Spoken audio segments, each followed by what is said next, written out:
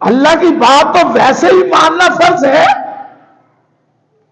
تو جب اللہ قسم اٹھا کے بتا دے تو پھر تو بالاولا جو ہے اس بات کو ماننا ضروری ہو جاتا ہے۔ اللہ فرماتے ہیں سورہ میں والضحیٰ، چاشت کی قسم، جب دن کا سورج طلوع ہو جاتا ہے، مفسرین لکھتے ہیں اس سے مراد پورا دن ہے، واللیل اذا سجا، اور رات کی قسم جب چھاج اندھیرا چھا جاتا ہے۔ اللہ نے دو قسمیں اٹھا کے کہا، ما ودعک ربک وما قلی، ما ودعک ربک وما قلی۔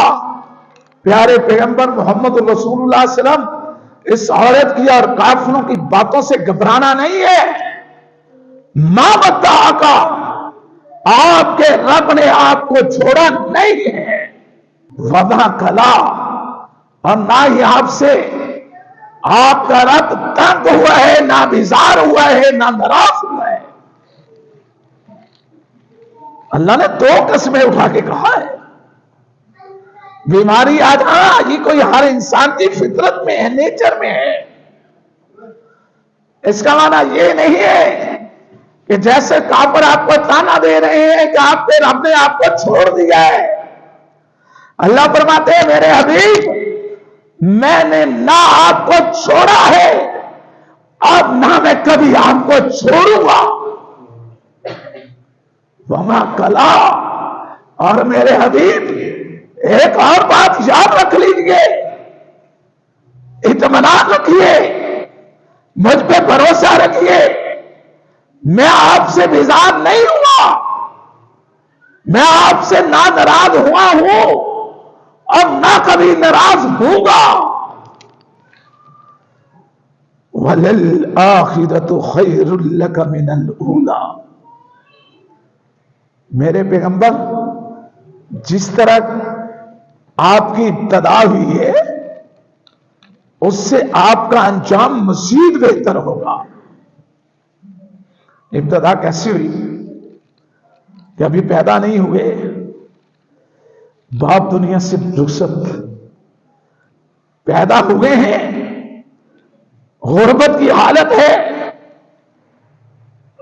اور پھر بچپنے میں ہی ماں بھی دنیا سے چل بسی، پھر چچا ابو طالب، دادا عبد المطلب بھی ماں کے 2 سالوں بعد جو ہے داغ مفارقت دے گئے،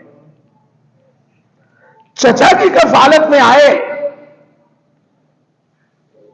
چچا نے بھی جو ہے داغ مفارقت دے دیا۔ اللہ اکبر، اور پھر چچا کے حالات بڑھ لیں، قسم پرسی کی حالت ہے، اولاد زیادہ ہے۔ اللہ اکبر، آقا کائنات کو پھر بکریاں بھی چرانی پڑی، تجارت بھی کی۔ اللہ فرما رہے ہیں کہ میں نے بچپن میں کائنات کے حبیب، میں نے بچپن میں آپ کی سپورٹ کی ہے، حمایت کی ہے، میں سایہ رحمت بن کے آپ پہ رہا ہوں۔ کائنات کے پیغمبر تسلی رکھیے، آپ کا اختتام جو ہے، آپ کی زندگی کا آخری مرحلہ بھی اس سے پہلے سے بھی زیادہ جو ہے خوش قسمت ہوگا، خوشگوار ہوگا۔ ایک معنی اس کا کہ جیسے پہلے غربت میں کوئی آسرا دنیاوی طور پر نہیں ہے، آپ دنیا سے رخصت ہو رہے ہیں، تو کائنات کے رب نے کتنا احسان عظیم کیا کہ مکہ سے نکلتے ہوئے کن حالات میں نکلے آپ سب کو پتا، کہ سارے اقوام متحدہ کی فوجوں کے کمانڈر ان چیف रसूल सल्लल्लाहु अलैहि वसल्लम के घर का मुहासरा किया, अकेले मोहम्मद, अल्लाह, आका अकेले, मक्का के सारे कबाइल रसूलुल्लाह सल्लल्लाहु अलैहि वसल्लम को शहीद करने पर तुल गए। रात को अंधेरे में जंगजुओं से जो है मुहासरा करवा दिया, जो उस वक्त के हर तरह के हथियारों से मुसल्ला है। अल्लाह चाहते तो दिन के उजाले में भी कह सकते थे कि मेरे पैगंबर आज रात को आपके घर का मुहासरा कर लिया जाना है, आप पहले ही दिन के उजाले में ही निकल जाएंगे। लेकिन अब मेरा रब अपनी कुदरतों का इजहार करता है। पहले ये बता दिया था कि हिजरत का वक्त आ गया, लेकिन अभी हुक्म नहीं आया था कि मेरे पैगंबर यहां से निकल जाओ, हुक्म नहीं आया था। अल्लाह के नबी ने अबू बकर को भी तैयारी करने का हुक्म दिया। सैयदना अली मुर्तजा चचेरे भाई शेर खुदा को भी घर बुला लिया, अमानतें पकड़ाई और कहा, अली मेरे बिस्तर से तसल्ली से सो जाना, घबराना नहीं है, मैं रात को यहां से चला जाऊंगा, दुश्मन हमला आवर होगा लेकिन तुझे कोई नुकसान नहीं पहुंचा सके।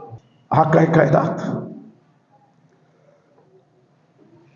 को अल्लाह ने हुक्म दिया, जब सारे जंगजू तलवारें सौंध कर नेज़े और तलवार लेकर जो है खड़े थे, इस मोहम्मद बाहर निकलेंगे और सब ने इकट्ठे यकबार हमला आवर हो जाना है।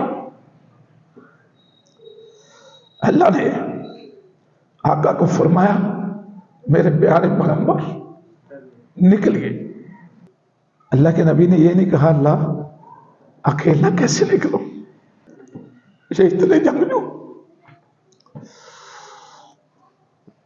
अल्लाह के नबी ने वो इतना अल्लाह पे भरोसा एक बार भी नहीं कहा, एक बार भी नहीं कहा या अल्लाह मुझे डर लगता है।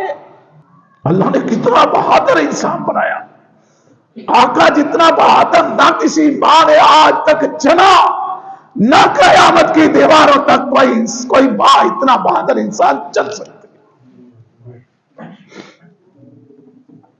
आका अलैहिस्सलातु वस्सलाम सूरह यासीन की आयत पढ़ रहे हैं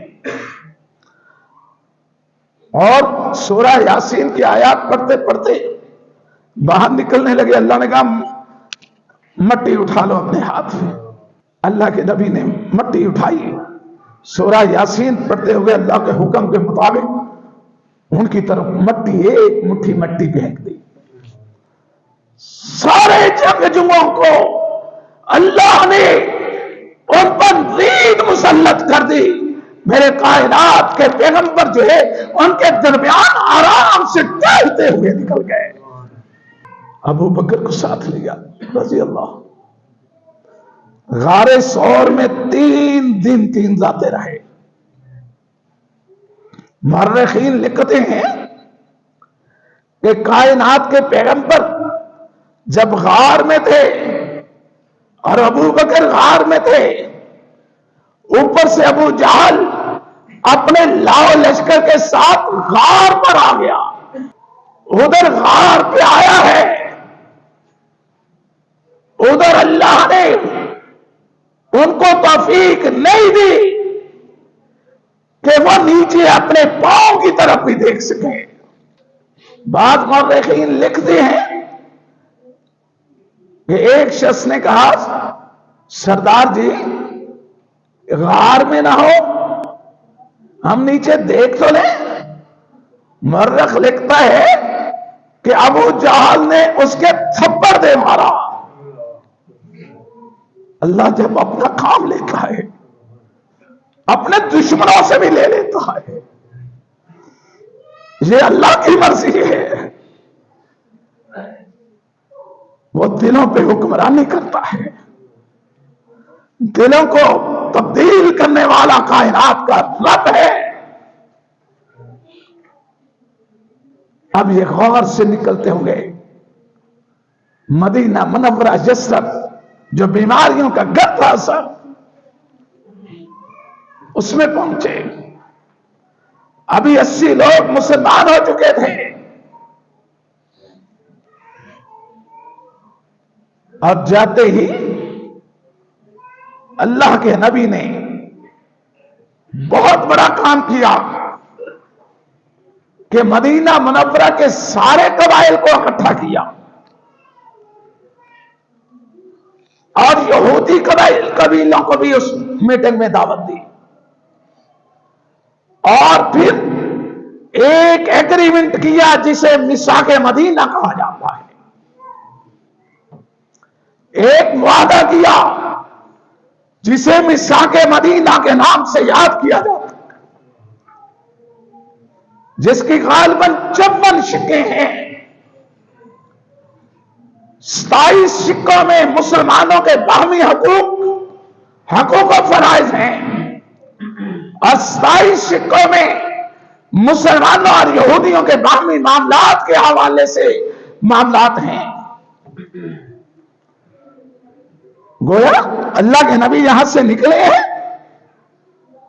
اور اللہ کیسے مستقبل بہتر بنا رہا ہے کہ چھپ چھپا کر جانے والے محمد الرسول اللہ صلی اللہ علیہ وسلم کو اللہ نے مدینہ النبی کا حاکم ڈکلیئر کر دیا،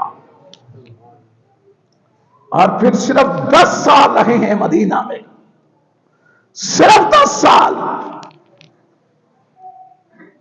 10 سالوں میں کائنات کے پیغمبر کے زیر نگی جو رقبہ آیا، جس پر رسول اللہ صلی اللہ علیہ وسلم نے اسلامی حکومت قائم کی، ریاست مدینہ بنا دی، وہ 12 لاکھ مربع میل پر مشتمل ہے۔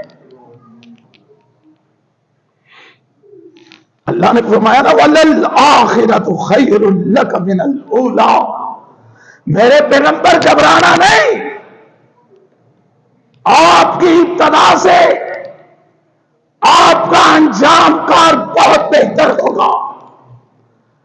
اور جو یتیمی کی حالت میں مکہ کی وادیوں میں بکریاں چروا رہا تھا، آج کیا ہے، دنیا سے رخصت ہونے سے پہلے وہی مکہ جو ہے کائنات کے پیغمبر کے ہاتھوں اللہ فتح کروا رہا ہے۔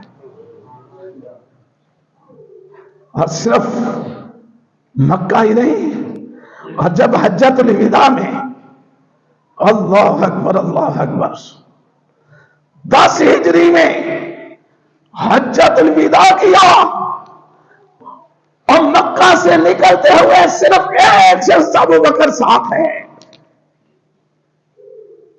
آج میدان عرفات میں کائنات کے پیغمبر کا خطبہ سننے والے، آپ سے محبت کا دم بھرنے والے، آپ پر جان چھڑکنے کا دعویٰ کرنے والے، صرف دعویٰ ہی نہیں کرنے والے بلکہ جانیں چھڑکنے والے 1.5 لاکھ صحابہ رسول اللہ کے سامنے زانو تلمس طے کیے۔